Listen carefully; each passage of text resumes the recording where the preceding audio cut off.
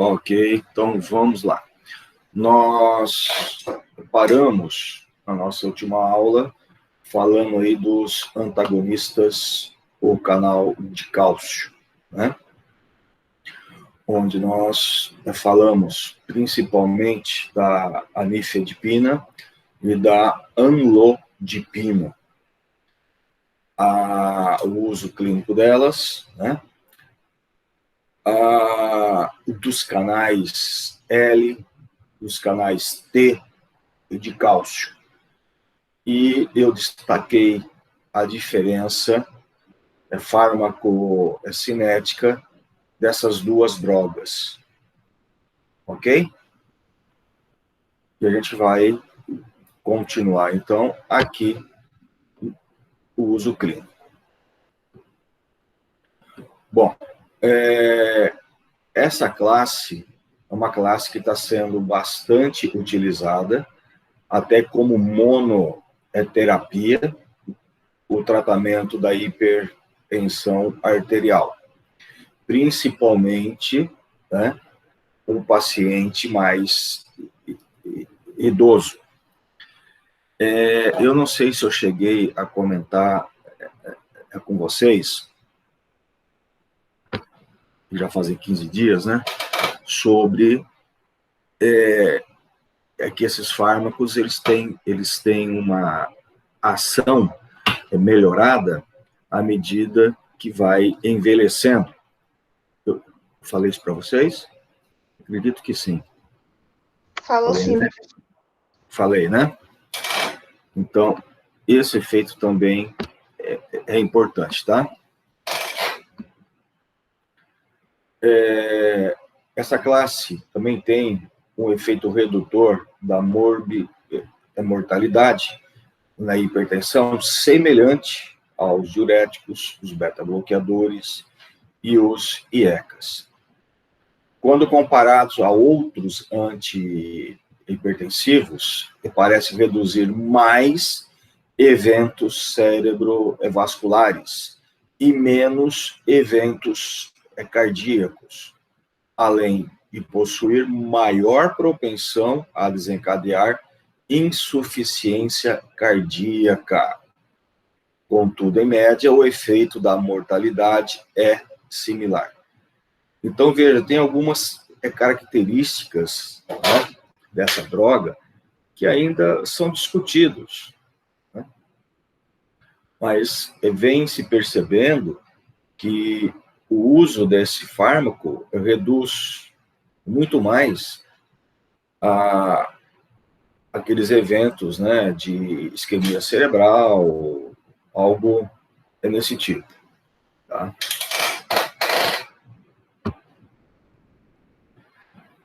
E como eu falei, excelente ação antihipertensiva em idosos, especialmente se hipertensão sistólica isolada.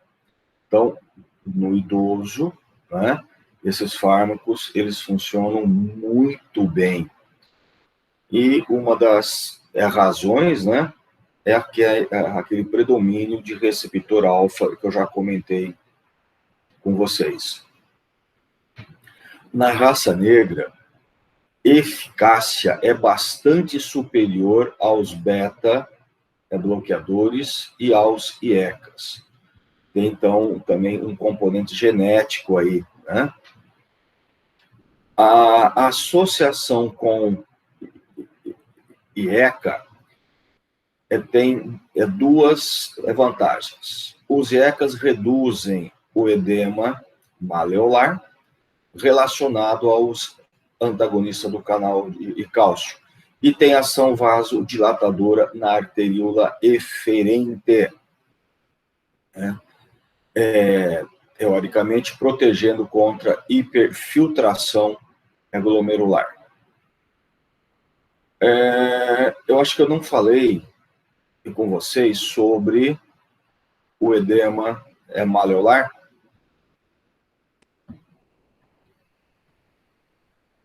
Eu acho que não. Não, né? Então, deixa eu falar. Um dos efeitos adverso dessa classe, principalmente amlodipina, é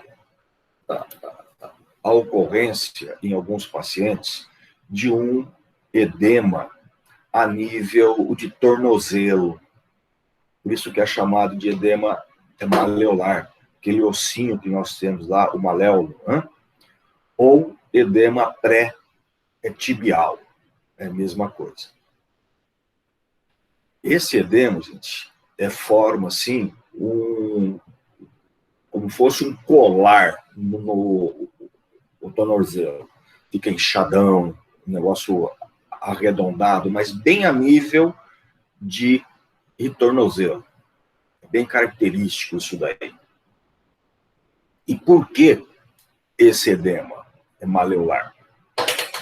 Os antagonistas de canal e cálcio, né, eu comentei com vocês que eles são bloqueadores principalmente de canais L, não é? E nós comentamos que o canal L, ele está principalmente em artérias.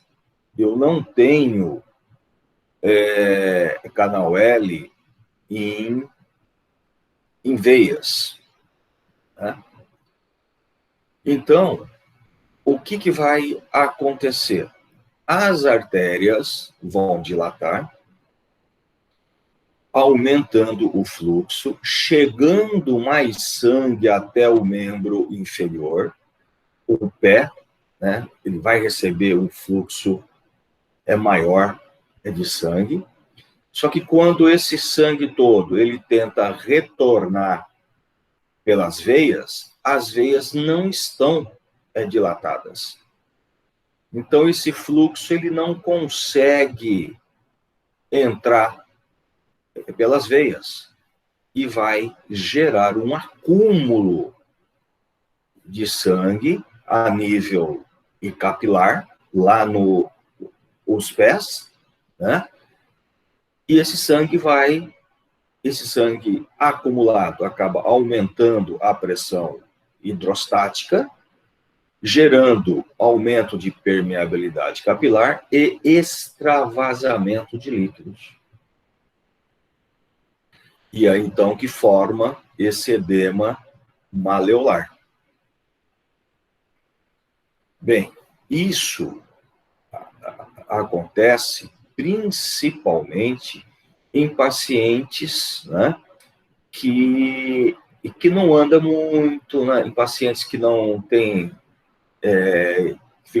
que têm dificuldade para caminhar, fica mais sentados, né? Esses pacientes é muito preocupante isso daí.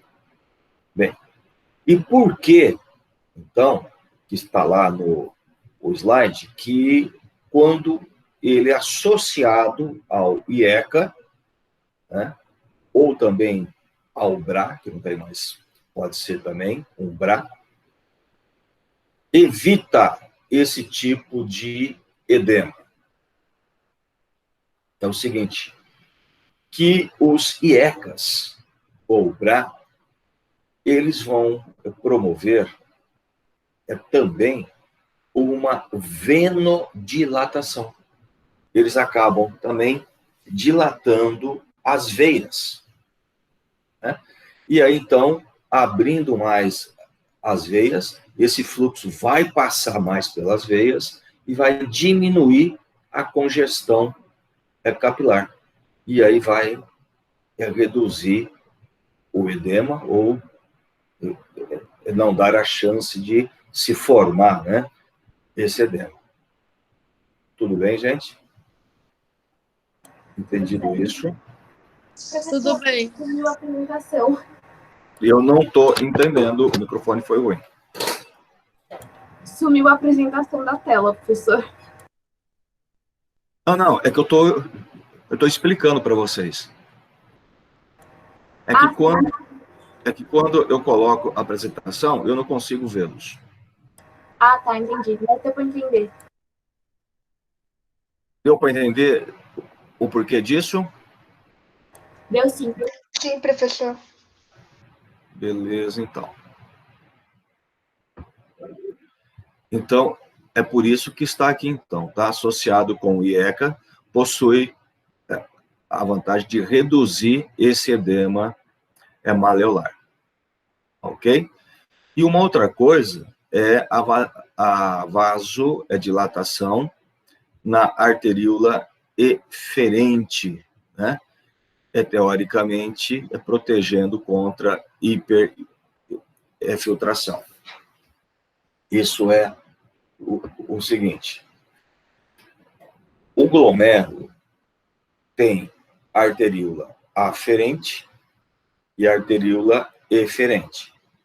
A aferente, o sangue entra dentro do glomérulo pela aferente, fica dentro da cápsula, onde ele filtra, e o filtrado sai pela eferente. Ok? Muito bem. A angiotensina 2, tá? Ela age nessas arteríolas, provocando vasoconstricção. E algumas vezes você pode ter o predomínio dela na aferente, que é o normal, mas em alguns pacientes que podem ter alguma dificuldade de infiltração, ela passa a agir na eferente, segurando o sangue dentro da cápsula glomerular. E isso aí, essa ação na eferente, é que pode vir a resultar numa hiperfiltração glomerular. Então, quando eu uso um IECA ou também um BRA, eu evito essa vasoconstricção na eferente, e aí eu não gero acúmulo de sangue dentro do glomérulo. E aí, então, eu não vou ter essa hiperfiltração. Tá? É isso que está dizendo aqui, protegendo contra a hiperfiltração glomerular.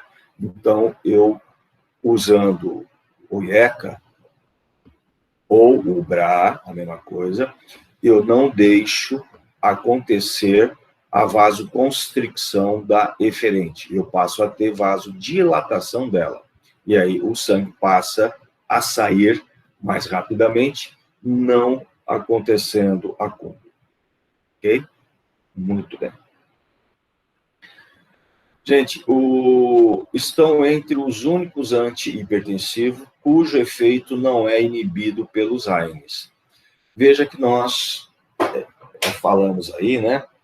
Vários fármacos, principalmente diuréticos, que não podem ser utilizados com anti-inflamatórios, né?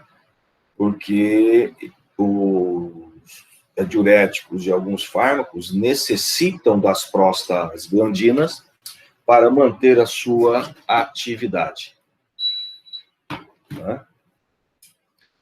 Então, aqui, o caso, esses fármacos, os antagonistas, o canal e cálcio, eles não têm essa preocupação, tá? Com o uso de anti-inflamatório. Bom, gente, nós vimos que os fármacos,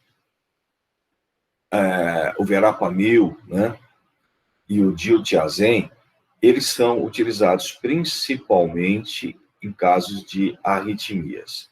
Como antihipertensivo, nós temos apenas a amlodipina, a nifedipina, né, que são os mais utilizados. E lembrando que a nifedipina, como antihipertensiva, ela é muito mais eficaz quando ela está em formulações de liberação lenta, tá? Liberação lenta. Muito bem. Aqui para nós, o que interessa é isso daí. Então, as dihidropiridinas, de curta duração estão associadas ao aumento do risco de infarto agudo, acidente vascular encefálico e piora da angina. Isso aqui eu já expliquei para vocês, né? A variação da concentração de noradrenalina, em razão da variação da concentração plasmática rápida dos dihidropiridínicos de meia-vida curta, especialmente a nifedipina. Então, o mecanismo provável disso é a rápida queda da pressão, reduzindo a pressão de perfusão coronariana e cerebral, e a hiperatividade adrenérgica reflexa. Deixa eu comentar um negócio aqui com vocês. Gente, há alguns anos atrás, tá? Uns bons anos atrás, tinha como indicação principal, né, orientação de consenso médico, né, e diretrizes e cardiologia, que quando um paciente chegasse em qualquer atendimento ambulatorial de urgência ou emergência, né, com hipertensão, era utilizado a nifedipina, né, a nifedipina, para reduzir rapidamente a pressão. Bom, existia, não sei se ainda existe, mas tinha, nessa época, uma cápsula gelatinosa, semelhante ao que nós temos hoje do Advil, aquela cápsula, né? Muito semelhante, onde você chegava no UPS, eles furavam aquela cápsula e esguichava embaixo da boca. Aquilo é absorvido muito rapidamente e o efeito era muito rápido. A pressão, ela despencava. Bem, o que acontecia com alguns pacientes? A pressão reduzia rapidamente. Esse paciente, ele tinha alta, ia para casa, e daqui algumas horas ele retornava com um acidente vascular encefálico, isquêmico, ou com algum quadro de infarto ao miocárdio. E teve muitos casos disso, né? Até então que foi proibido essa prática. Hoje está proibido, não se usa mais isso. E por que isso daí? Bom, é o seguinte, à medida em que um paciente vai ficando hipertenso, principalmente aquele hipertenso crônico, tá? A pressão de perfusão cerebral vai aumentando, acompanhando o aumento da pressão arterial.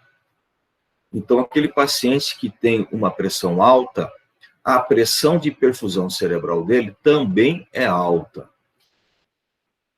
E a pressão de perfusão cerebral é dependente da pressão arterial. E a perfusão coronariana também é dependente dessa pressão arterial.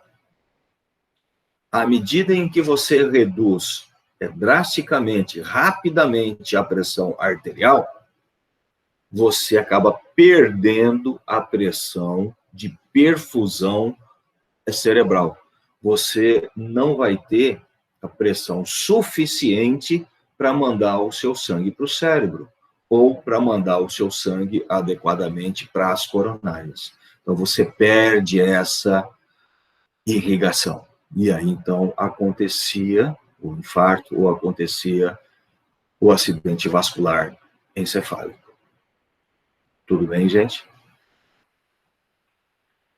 Entenderam isso? Sim. Muito bem. Então, essa prática foi abandonada, né? E foi aonde começou a surgir o captopril, né? E aí, então, hoje, na emergência ou na urgência, se usam o captopril. Ok? Muito bem. Então, é isso que eu estou falando aqui. Bom? Muito bem. Efeitos relacionados à vasodilatação rápida. Você acaba tendo cefaleia, porque acaba dilatando também os vasos cerebrais. Você acaba tendo rubor facial, edema, que a gente já comentou, o maleolar, né? E muito bem, é isso daí.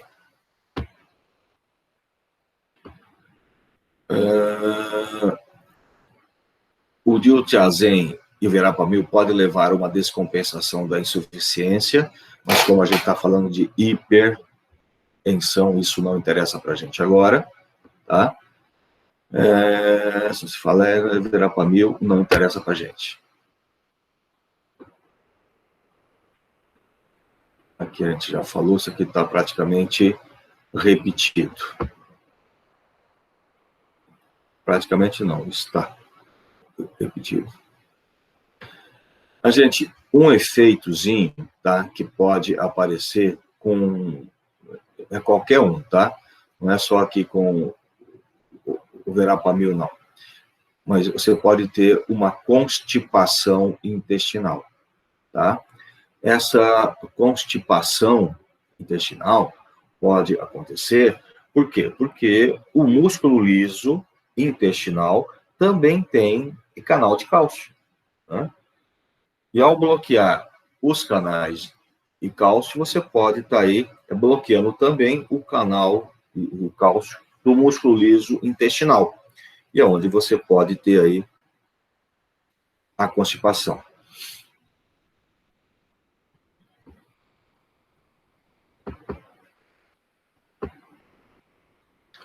Contraindicação: nifedipina, angina, infarto e acidente vascular encefálico.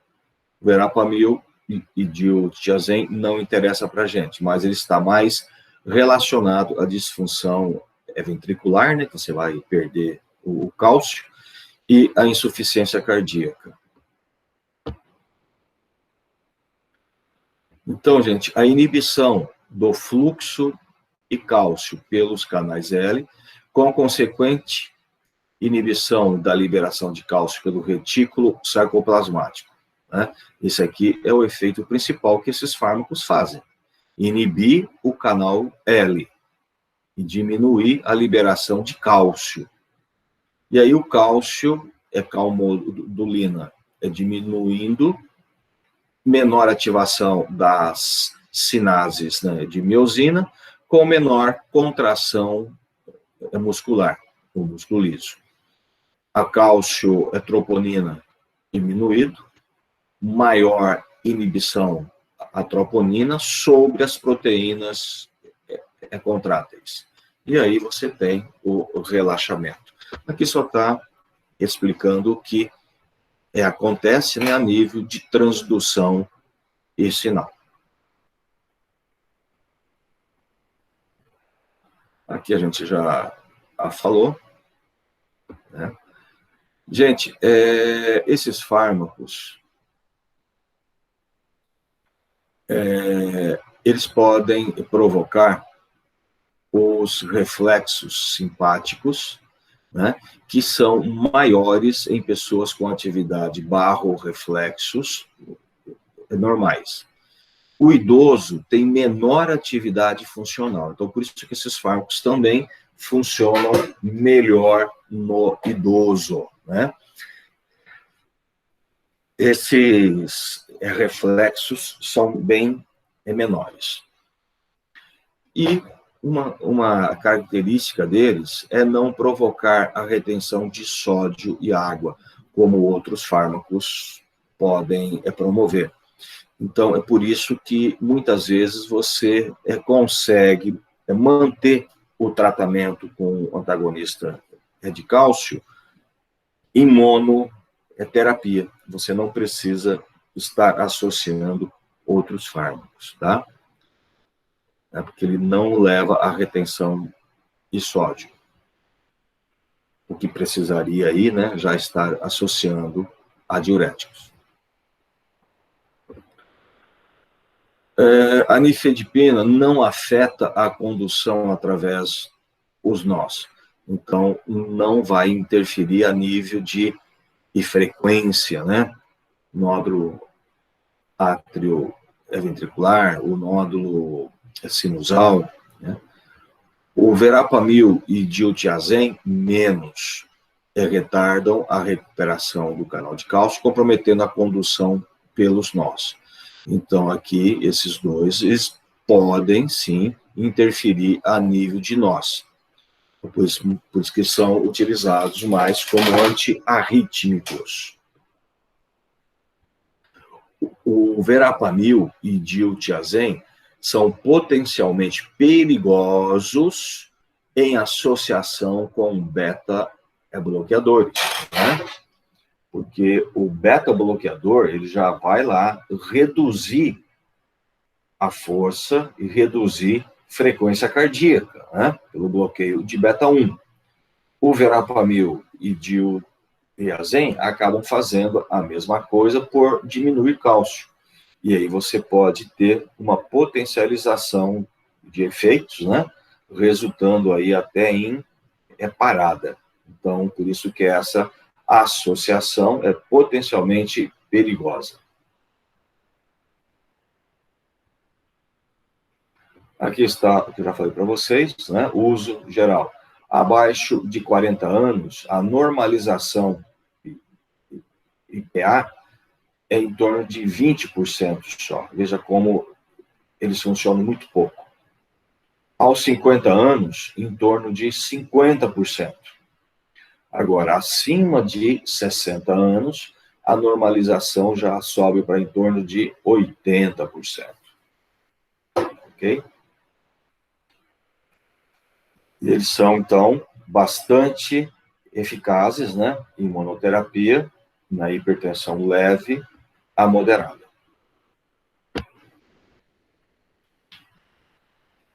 Beleza?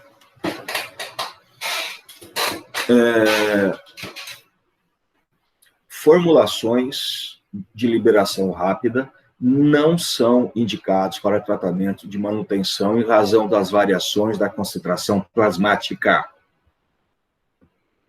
Então, aquilo que eu já disse para vocês, especialmente a nifedipina, né, que tem uma ação muito rápida, que age rapidamente, tem a meia-vida curta, não é aconselhado no tratamento de manutenção, em razão da variação da concentração plasmática, o que vai resultar em maior atividade reflexa simpática.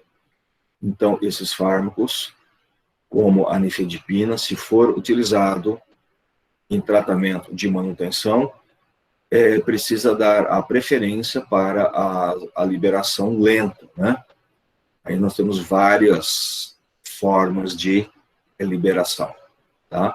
SR, SRO, JITs, o retard, OROS, enfim, existem vários.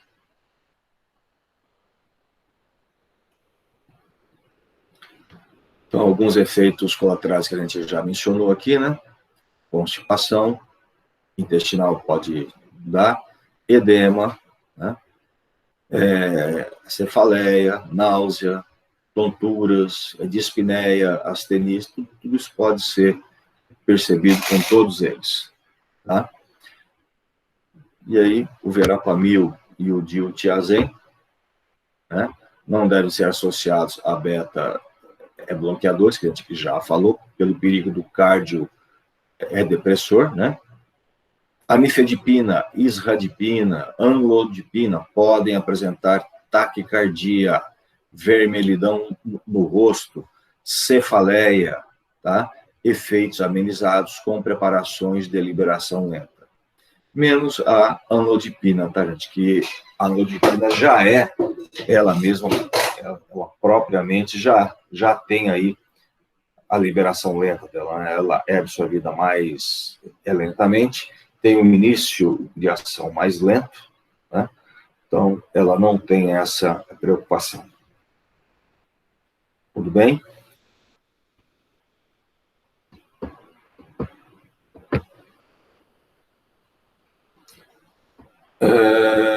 A amlodipina tem início de ação lento e ação antihipertensiva prolongada. A amlodipina é comum apresentar edema pré-tibial, que a gente já falou sobre ele. E tem, gente, a nimodipina, né? Esse fármaco foi desenvolvido, né, na tentativa de ser mais um fármaco antihipertensivo, só que aí perceberam que a nível de vasos periféricos ele não tinha grandes efeitos, mas perceberam que ele tinha um bom efeito, tá, a nível de circulação cerebral. Então, hoje, né,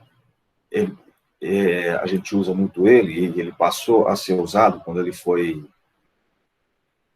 para o comércio, passou a ser utilizado principalmente para prevenir o vasoespasmo cerebral. Então, ele é bastante utilizado hoje para aumentar a circulação cerebral. Casos de isquemia, né? Isquêmico, essas coisas. Ok? Então, é a nimodipina para uso cerebral.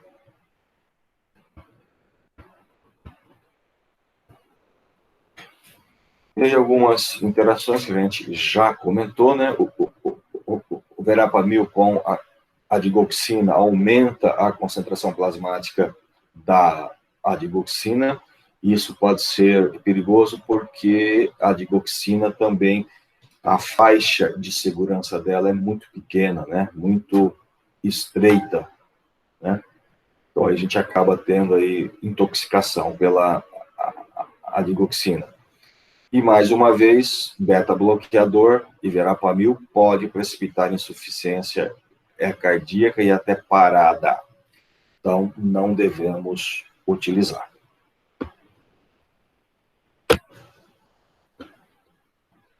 Pessoal, perguntas sobre essa classe? Gente, por que vocês não abrem as câmeras, não? Para ter uma interação maior. Tem vergonha, não? Pode abrir as câmeras.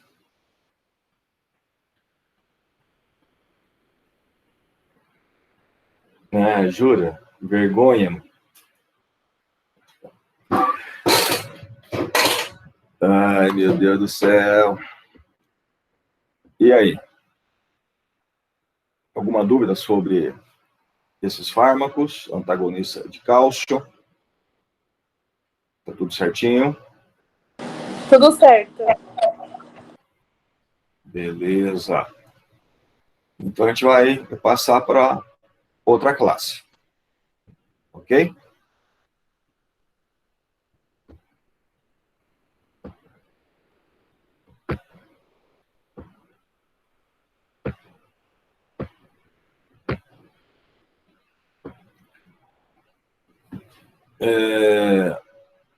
Inibidores da enzima de conversão da angiotensina. Gente, essa classe de fármaco, né, ela teve o seu início, né, por um pesquisador brasileiro, o professor Ferreira, da USP de Ribeirão Preto. Ele pesquisava, né, ele trabalhava com o veneno de cobra, se não me engano, a jararaca. Né? Então, ele trabalhava com o veneno da cobra, e aí, na pesquisa dele, ele viu que tinha um componente lá que provocava vasodilatação. Né? E aí, ele foi pesquisando e tal, né? Identificaram essa substância aí, e ele acho que fazia o mestrado, ou ele estava já no o doutorado, não sei, e estava fazendo isso na Inglaterra, né, com bolsa e tal. E aí, o laboratório lá inglês, na época a Squibb, ofereceu ao professor lá, né, que se ele desse os direitos da pesquisa para o laboratório, o laboratório financiaria aí, né, a pesquisa dele aí, daria a vantagem de pesquisar para o resto da vida. Bom, ele vendeu. Né? Ele vendeu, e aí o laboratório, através dessa pesquisa dele, desenvolveu o captopril. O laboratório, ele ganhou trilhões de dólares, né? E o professor, ele pesquisou a vida inteira e aposentou agora, ou está para se aposentar, como professor da USP lá de Ribeirão. Então veja aí o grande negócio que ele fez, né? Brasileiro. Muito bem. Então, só para saber. Gente, essa classe, os IECAs, nós temos que ter em mente, né, que o que acontece? Acontece que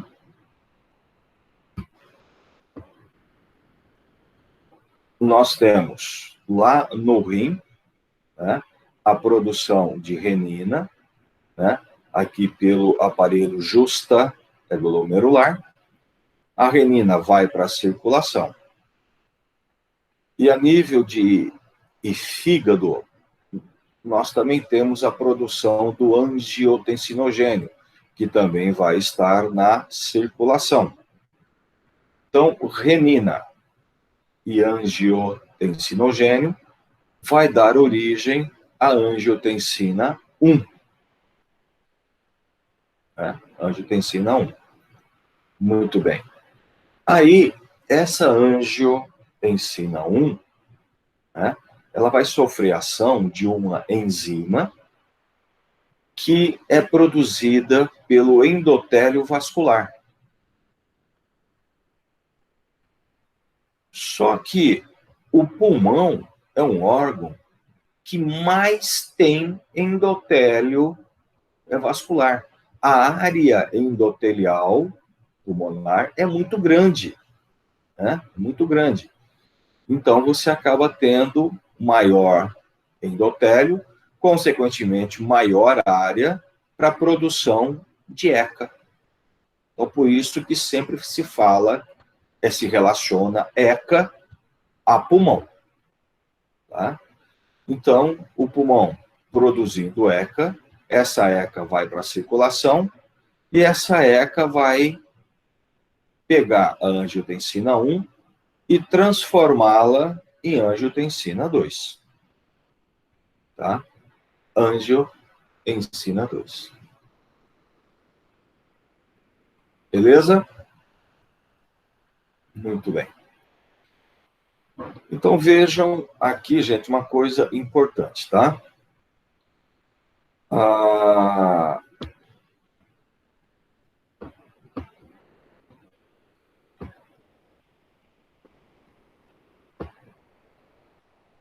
O angiotensinogênio, renina, né, formando o angiotensina 1, e o que nós acabamos de ver é a ECA dando origem à angiotensina 2.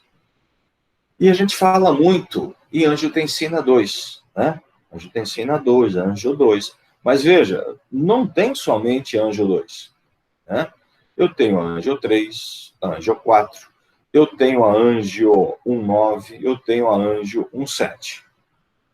Tá? Mas a gente fala muito da angio 2, que é formada a partir da angio 1. Depois, essa angio 2, através de outros componentes, vão dar origem a angio 3, a angio 3, a angio 4. Só que nós não sabemos, né, o que essa angio 3 e essa angio 4 elas fazem. Ainda não se tem muita coisa sobre isso, né? Então, por isso que a gente não comenta muito sobre ela. A gente apenas mostra que já foi descoberto e já existe. Só que se descobriram também que essa angio 2, ela também pode ser convertida através de uma ECA2 ou de outros componentes em angio 17. E descobriram também que a angiotensina 1, ela também pode dar origem através de alguns componentes, pela ação desses componentes, né, que são peptídeos, tá, a angio 17. E que a angio 1, também através de uma ECA2, dá origem também à angiotensina 1,9. E que essa angiotensina 1,9, através de ECA também, da própria ECA ou de outros componentes, dá origem também à angio 17. Então, quando foi fechado isso daqui, essa cascata, foi desvendada, foi descoberta, né? Acharam, por conveniência, né, que por ter vários pontos convergindo para angio 17, falaram, essa angio 17 provavelmente tem algum tipo de ação. Então, começaram a investigar. Tá? Aí, foi descoberto os receptores. Né? E se descobriu que a angiotensina 2, ela age a nível de receptor próprio, como também a angiotensina 1,7 também age a nível de receptores próprios.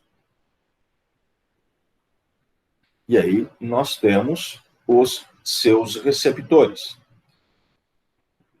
A angio 2, ela age no receptor AT1 e AT2. E a angio 1,7, ela age em vários receptores, mas principalmente no seu receptor AT17. E aí, gente, para a gente entender como esses fármacos agem, né, a gente tem que ver o que esses receptores fazem. Veja, o AT1, ele faz vasoconstricção, ele faz a síntese e secreção de aldosterona, ele faz a reabsorção tubular de sódio, ele faz a secreção de vasopressina, que é o hormônio antidiurético, né, vasoconstrictor, ele faz hipertrofia cardíaca, o AT1 também ajuda a aumentar, né,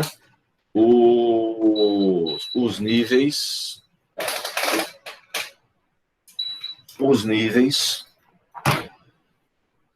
de a massa muscular, né, aumenta o coração.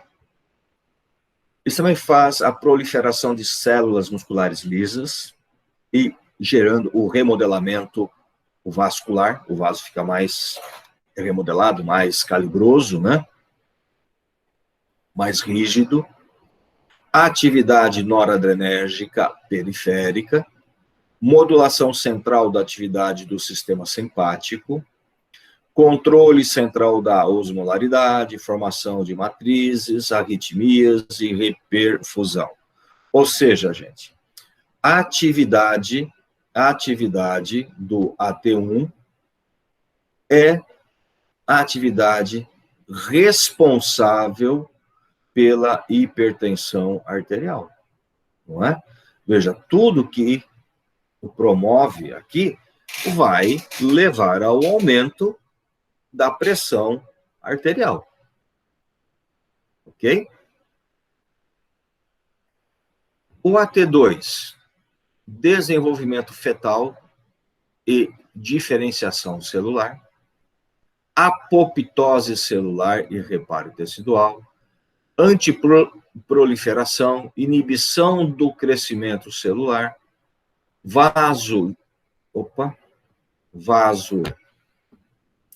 dilatação, controle a natriurese da pressão, estimulação de síntese renal de prostaglandinas, bradicinina e óxido nítrico, hipertrofia ventricular e fibrose cardíaca.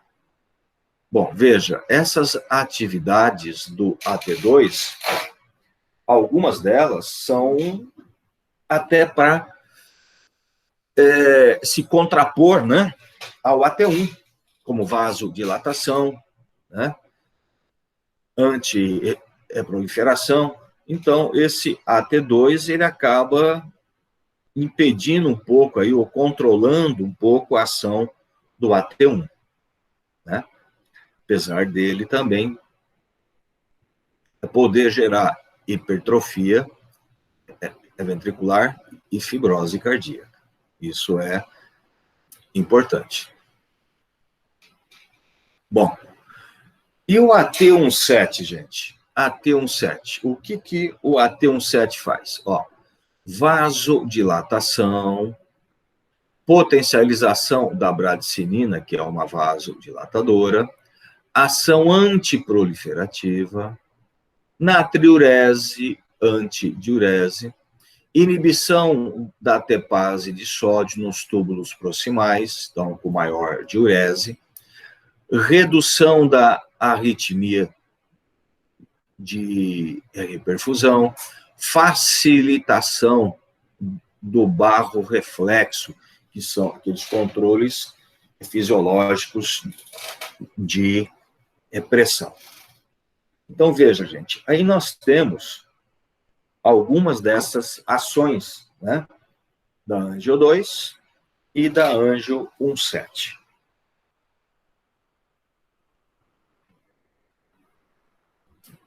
Então, aqui, só para a gente ter uma diferenciação, né, dos receptores AT1 e AT2, que a gente já comentou.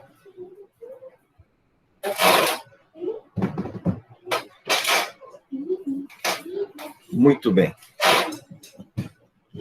Minha linda.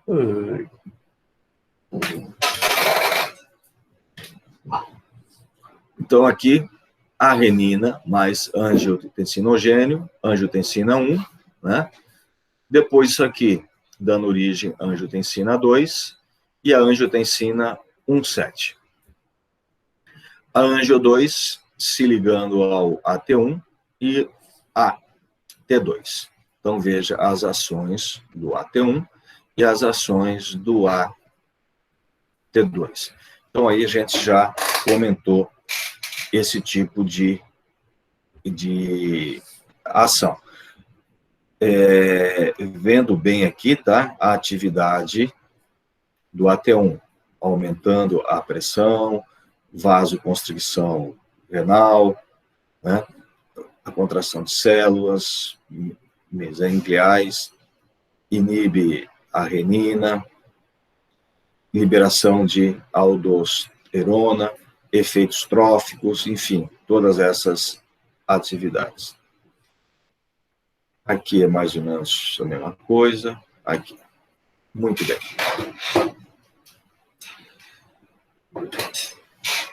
Aí, gente, surgiu, então, né, o primeiro fármaco, que foi o captopril, para inibir aí a enzima, né, que converte angiotensina 1 em angiotensina 2. Então, inibindo essa conversão, você não tem mais a angio 2. Não tendo a angio 2, você não vai ter ação vasoconstrictora, né? E você não vai ter a estimulação da aldosterona. Não tendo aldosterona, você não tem a reabsorção de sódio e água. Ok?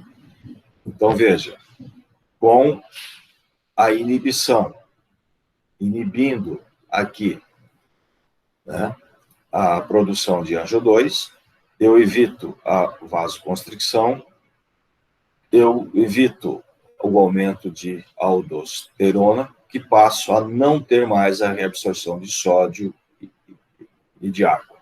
Então, esses efeitos aqui já são efeitos antihipertensivos. Tá tudo bem, gente? Tá dando para acompanhar? Está rápido? Tá tudo certo. Tá tudo certo, professor. Tudo bem? Podemos continuar? Ok, então.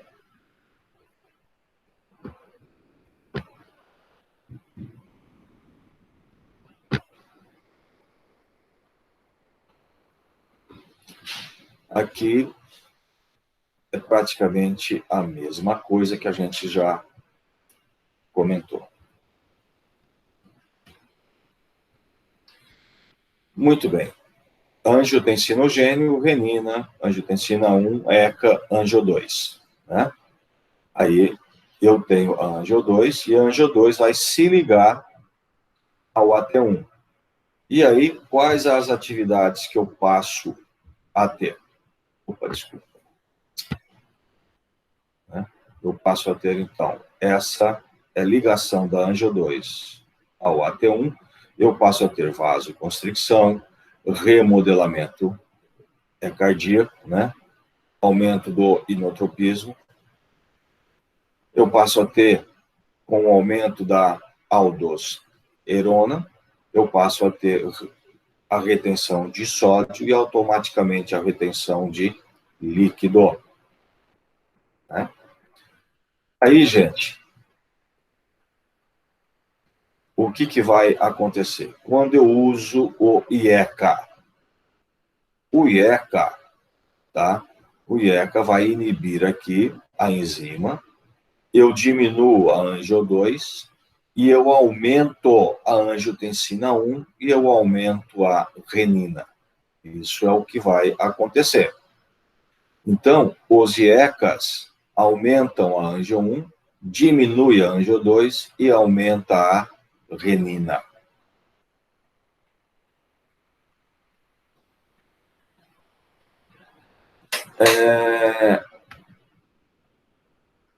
Aqui tá, ele está falando já dobrar, tá? É que eu não falei dobrar certo ainda, tá? Daqui a pouco a gente fala dobrar. Existe também hoje inibidores de renina, né? Que diminui a angio 1 e diminui também a angio 2. Mas esses fármacos parece que não estão tendo aí grande interesse clínico.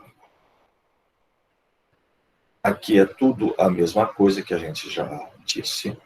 Não tem nada de diferente. Muito bem. Esses inibidores de ECA, né, são classificados em 3 grupos, de acordo com a sua estrutura química. Os que contêm sulfidrila, no caso do captopril, os que contêm descarboxila, enalapril, e os que contêm fósforo, fosinopril. O captopril e o lisinopril são drogas ativas. Os demais são prodrogas, que necessitam de metabolismo e metabólitos ativos. Possui ação menor, porém absorção superior às drogas ativas, aumentando a biodisponibilidade em relação à absorção de moléculas ativas. Então, enquanto o captopril e o lisinopril, tá, são drogas ativas, né, esses fármacos, esses profármacos, precisariam ser metabolizados. E, apesar de serem absorvidos melhor, mais rápido, mas eles precisam de uma reação de metabolização para se tornarem ativas. O captopril e o lisinopril, não. Eles já são fármacos ativos, então o início de ação deles é mais rápido. A absorção de todas as drogas é via oral. Uma droga por via endovenosa, a enalaprilato, ou enalaprilato. Eliminação é renal, com exceção do fisinopril, que tem eliminação também hepática. É só uma cinética. Captopril, aí vai falando, tá, de cada um deles, né? Coisa assim bem simples, que a gente não precisa ficar aí perdendo tempo.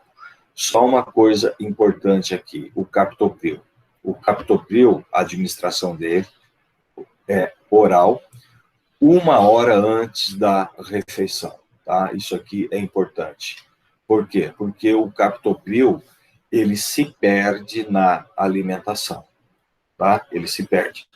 Você dá o captopril junto com a alimentação, ele vai solubilizar, né, na gordura do alimento e ele acaba se perdendo, tá?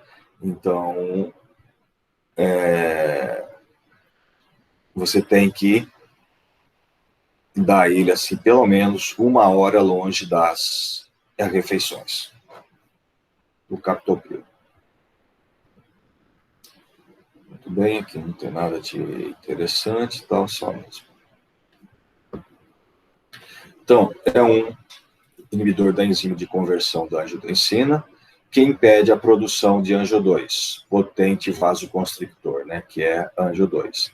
Atinge efeito máximo em 90 minutos e tem uma duração de ação aproximadamente até 12 horas, relacionada com a dose. Pode aumentar a dose, que aumenta a meia-vida. Algumas interações com o captopril. Lítio aumenta o nível sérico do lítio, levando a intoxicações, distúrbios eletrolíticos e neurológicos. Então, isso é preocupante, tá? Isso pode ser preocupante. O captopril e clorpromazina, hipotensão grave e síncope. Então, essa interação, tá, pode ser grave. Tá?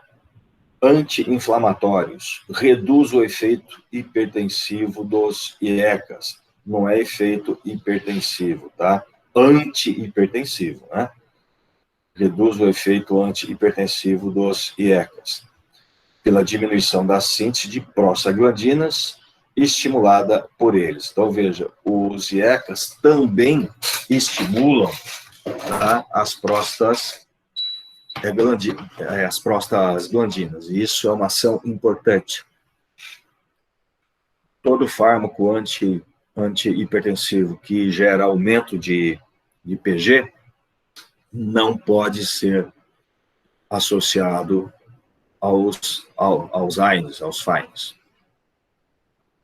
E o captopril inibe o clearance da digoxina, podendo levar a níveis também tóxicos.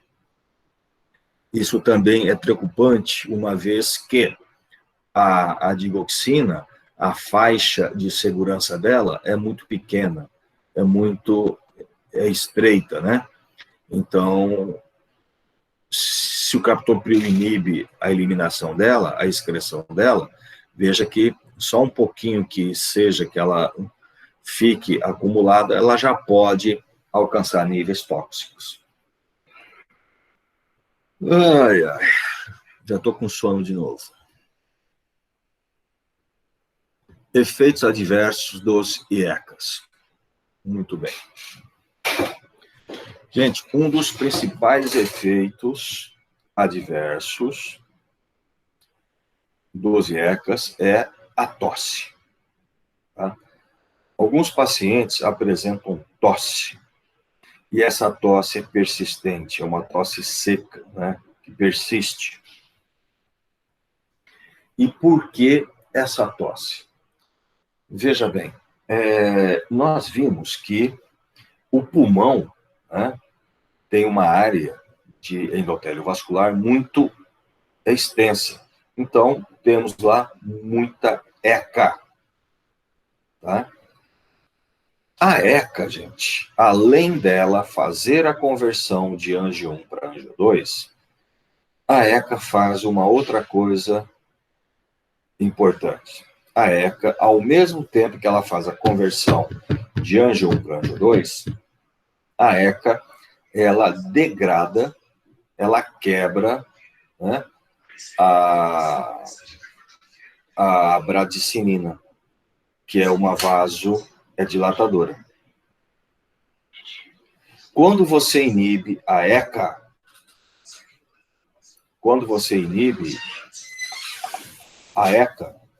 tá?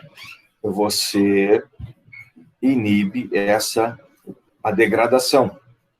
E aí você passa a ter aumento dessa bradicinina a nível circulatório, e como o pulmão está rico em ECA, você acaba tendo um aumento dessa bradicinina a nível pulmonar, e aí você acaba tendo uma vasodilatação pulmonar, o que leva a uma congestão, uma compressão alveolar, gerando esse reflexo de tosse. Então, os IECAs podem provocar tosse seca, tá? Por esse mecanismo. Alguma dúvida aí, gente? Não, professor. Tranquilo, prof. Os IECAs também podem levar à hipotensão, à hiperpotassemia. Por que hiperpotassemia? Porque vocês lembram que inibindo a ECA, eu vou acabar também inibindo a aldosterona, não é? A aldosterona, ela faz a reabsorção de sódio, só que ao mesmo tempo que ela faz a reabsorção de sódio, ela faz a secreção de potássio. Então, inibindo a ECA, eu inibindo a aldosterona, eu não vou ter a reabsorção de sódio e eu não vou ter também a secreção de potássio. Então, eu acabo segurando mais o potássio a nível circulatório. Tá? Em alguns casos, eu posso ter esse aumento, então, de potássio. Insuficiência renal aguda.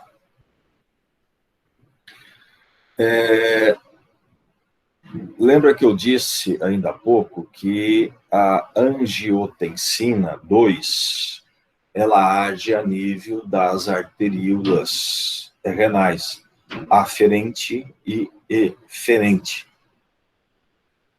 E no caso, quando eu tenho já uma dificuldade de filtração, né, eu passo a ter a angiotensina 2 agindo principalmente a nível de arteríola eferente, para que ela contraia essas artérias eferentes, segurando o sangue dentro do glomérulo, para aumentar a filtração. Isso é positivo, isso força a filtração. Quando eu faço uso de ECA, eu perco essa ação. eu perco esse controle, esse efeito de feedback. E aí eu posso ter uma redução na filtração. Então, posso precipitar aí uma insuficiência renal. Ok? Angioedema. Existem alguns relatos que os IECAS levaram alguns pacientes a angioedema, né, que é aquele quadro alérgico grave, tá? Mas existem pouquíssimas citações. E uma outra coisa importante é teratogênicos. Eles são teratogênicos.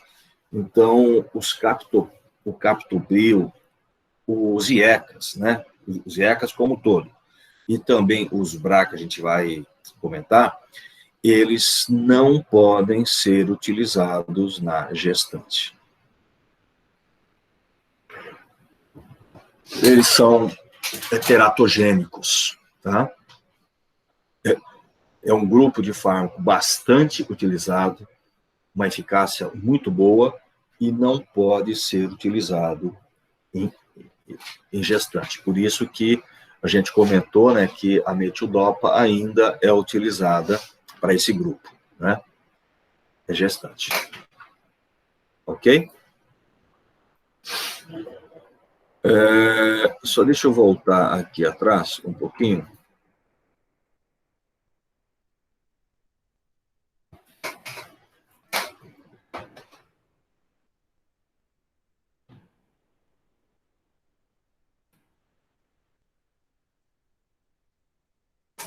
Aqui. Melhor colocar mais um pouquinho. Vamos lá. Aqui. Gente, esse quadro, ele explica por que o IECA é um bom antihipertensivo. Veja, eu usando um inibidor da ECA, tá? Inibindo aqui a ECA, eu não vou ter essa conversão, angio 1 para angio 2. Então, eu perco aqui a angio 2. Bom, eu não tendo angio 2, eu vou ter aumento de angio 1. Certo? Aumentando a angio 1, eu passo a ter aumento da conversão da angio 1 para angio 1,7. Eu passo a ter a conversão da angio 1 para angio 9. Aumentando a angio 9, eu também aumento a angio 1,7. Entenderam isso? Inibindo a ECA, eu perco isso daqui tudo. Não tenho angio 2. Passo a ter aumento da angio 1. Se ela não está sendo convertida, eu vou ter um aumento dela. Aumentando a angio 1, aumento a angio 1,7. Aumento a angio 9 e também aumento a angio 1,7. Então, os IECAS, além de eles perderem, né, a angio 2, eles ganham angio 1,7. Tá?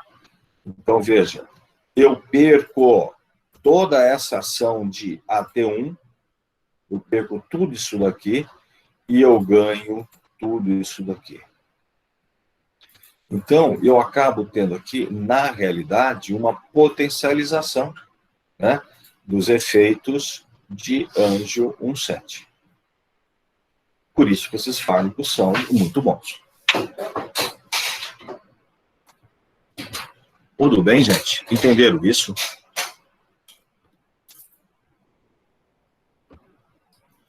Entenderam isso, gente?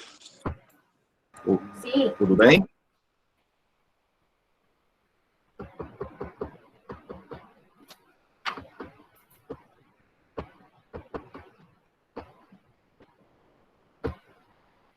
Aqui só alguns exemplos, né? Em nomes comerciais, tá? IECAS, tá? E a dose a ser utilizada. Bom, aqui só está falando do sistema angiotensina-aldosterona, tudo que a gente já falou, tudo que nós já mencionamos, tá?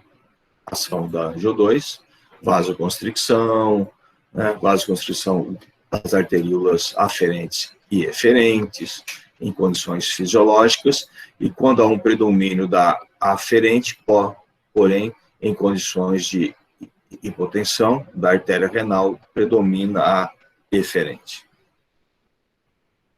Hipertrofia, tudo que nós vimos lá atrás, a ação do receptor, você pode ver, certo, aqui, tá? É a mesma coisa. Bom, os inibidores da ECA, seu mecanismo de ação está relacionado, então, principalmente com o desaparecimento da angio-2 da circulação. A ECA vai, então, inibir, né, essa conversão. Respondem melhor em pacientes com renina alta, embora são eficazes nos demais também.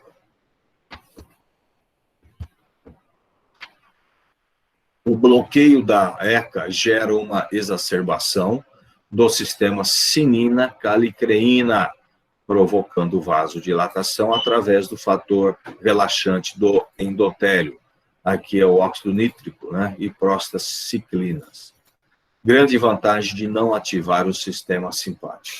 Então, os ECAs não têm a propriedade de estimular o sistema simpático como mecanismo de compensação.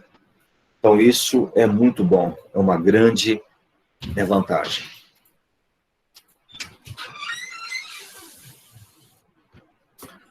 Imunoterapia reduz a pressão em mais de 50% dos pacientes com hipertensão leve a moderada.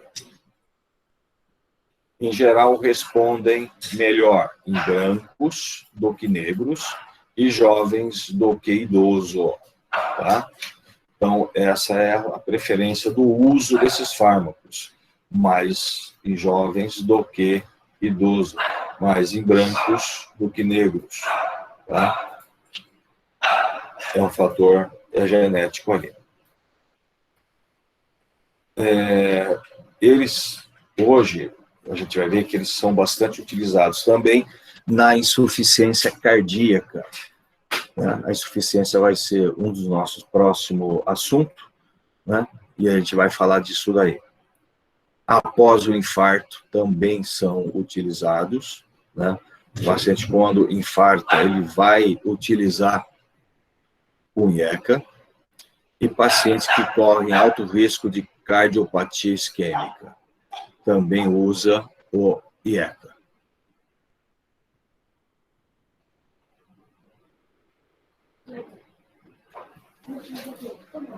Tudo bem?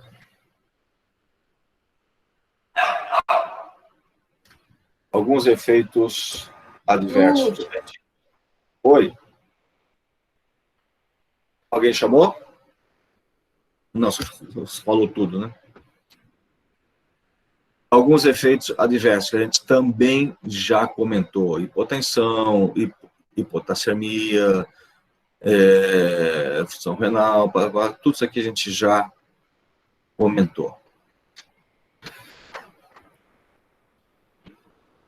Bom, gente, com o uso dos IECAs, muitos efeitos, daquele efeito de tosse, né, predominava, o paciente com muita tosse e tal. E aí, quando se descobriram os receptores, né, o AT1, AT2, angiotensina 1,7 e tal,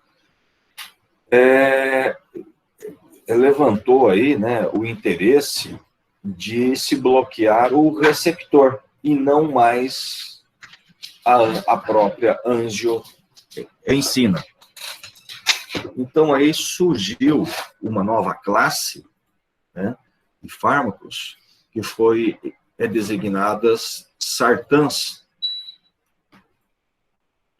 né, que são fármacos que vão bloquear o receptor da angiotensina 2. Esses fármacos, eles bloqueiam principalmente o AT1, tá? Eles bloqueiam o AT1. E por serem bloqueador do receptor de angiotensina, a nomenclatura deles é BRA, né? BRA. A gente fala BRA.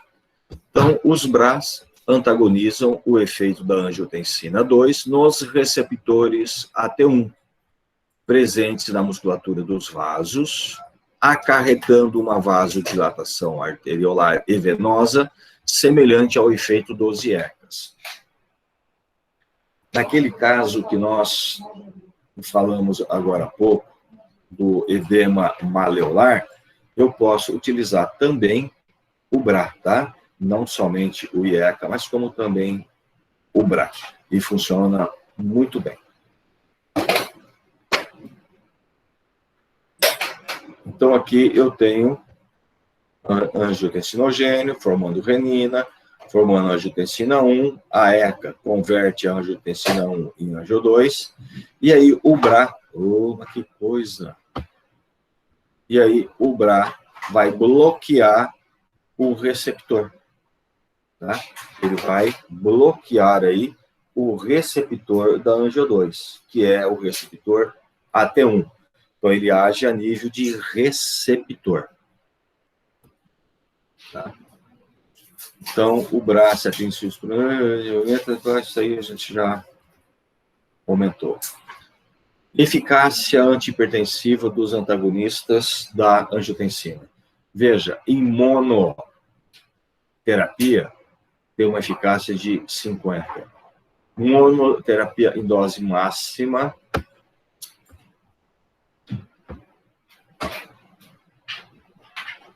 55, associada a diurético, aumenta para 70.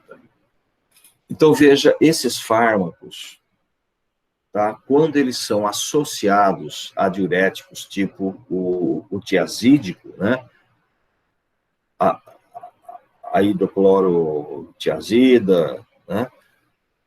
Também a clortaridona, ele tem um efeito antihipertensivo potencializado. A ação antihipertensiva dele chega até 70%. Por isso que, em formulações comerciais, você vai ver, muitas vezes, tá? Vem essa associação já no próprio fármaco. Né? Você encontra aí alguns fármacos que já estão associados ao diurético, né, para ter já esse efeito potencializado. Aí alguns BRAs, né, só para a gente ter uma comparação. Um fármaco que está sendo bastante utilizado hoje é a telmisartan, tá? Telmisartan, ela é uma droga ativa, né? É um fármaco muito bom, tá? Tem um início de ação lento, também age de forma lenta, não produzindo efeitos adversos, é um fármaco bastante interessante. Tem alguns nomes comerciais, né? E desses fármacos.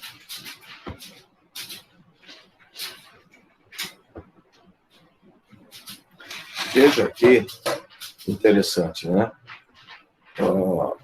A losartano, que é um dos que a gente mais conhece, né? Quando ela é utilizada sozinha e quando ela é utilizada associada a diurético. Veja, todos eles associados a diuréticos, ocorreu uma potencialização. Ok, gente?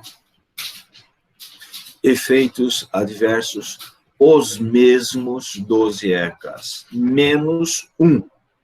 Qual que vocês não estão vendo aí?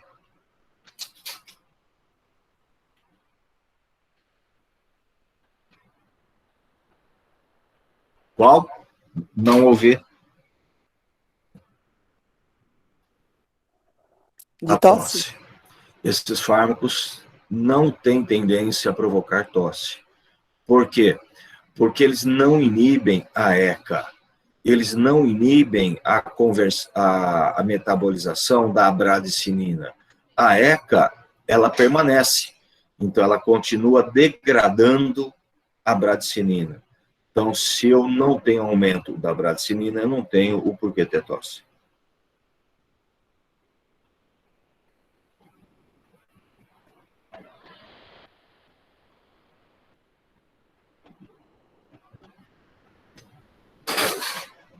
Ok? Beleza?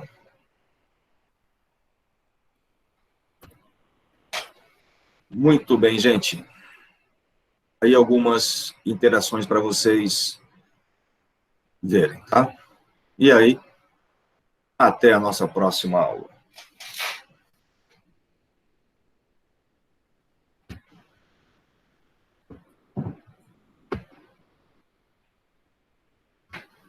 Perguntas, dúvidas?